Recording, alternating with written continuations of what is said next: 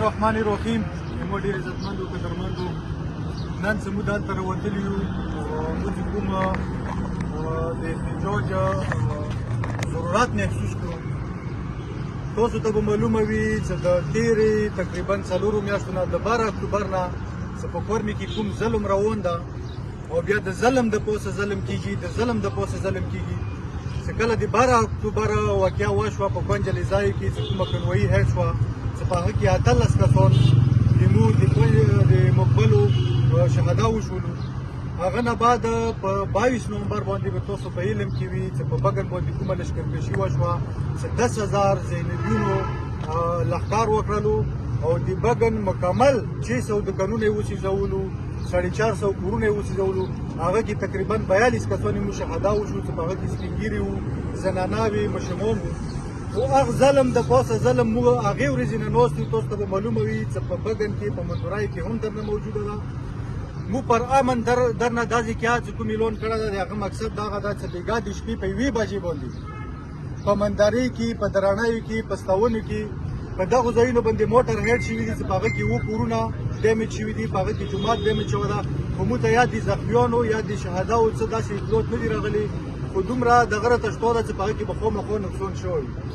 نو موږ د صوبایي حکومت نه دا پر زور مطالبه کوو چې د کوم ظالمانه کاروایي شروع ده په لوړ کور په بګن کې چې بګن نه ډاټ کمر، ویچات، مندوري، چرخیلو کې موجوده چې بېګا چې کوم ډیډلاین حکومت ورکړی ده چې تاسو 10 بجو پورې نن ورځ ورکړې وه چې کلي خالي کوو، نن یې 12 بجې اخري ټایم ورکړو چې تاسو کلي خالي کوو. نو موږ صوبایي حکومت نه دا پر زور دا درخواست کوو، دا اپیل کوو چې د کومه فیصله تا د اپریشن کړې ده په لوړ کورم کې دا فیصله د 0 تر 0 واپس واخلي. ویلې چې موږ سره د ظلم د پاسه ظلم کېږي. نن دا وړه بچي به تاسو ګورئ چې دغو بچیو په لاس کې دا د اپریشن ویلې چې ګناهګار چې څوک ده هغه ته سزا نه میلوي. یو بله خبره دغه دی تاسو په علم کې به وي چې څوک په کورمې کې د خپل مظلومیت اواز اوچتوي، د خپل مظلوم قوم اواز اوچتوي، په هغه باندې بار بار پیارې ګرځي. نو تاسو ته به معلومه وي چې د ډېرو ملګرو شناختیان بلاک شو، څوک یې بلیک لیسټو ته واچولو او موږ حیران په دې باندې یو د دغه حکومت، د دغه پالیسیو، د ناکامو پالیسیو چې آیا ته مو سره کوي انداشه یا خو که دا شی ته مو سره کوي چې د کورمه تاسو خالي کوو. نو صحیح سره کېنه حکومت ته که تا ته د کورمې د خاورې د بګن ضرورت وي مو پوه کا ویلې چې موږ محب وطن یو. که تا ته د بګن، د ویچات، د مندورای د دغې خاورې رښتیا د مل دپاره ضرورت وي چې موږ تا ته خاوره خالي کړو.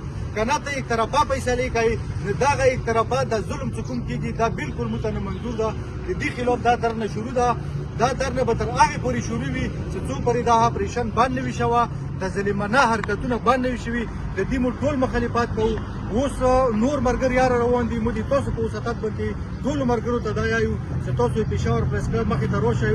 انشاءالله دا درنه به دا ځای نه موږ حتمي فیصله ملګرو په مشورت سره کوو چې دا درنه موږ آیا کورمې ته رسوو، که دا درنه موږ وزیراعلی هاوس ته رسوو، که دا موږ د اسمبلۍ مخې ته وو. نو دې کې موږ ټولو ملګرو ته دا درخواست کوو چې تاسو ټول راشئ چې څومره په پېښور کې بېش حال کې تاسو ځانونه راورسوئ. موږ دلته موجود یو. انشاءالله دا درنه به تر هغې پورې موجوده وي چې تر څو پورې دغه ظالمانه کاروایانې بند نه وي شي. ډېره مننه، خوشحاله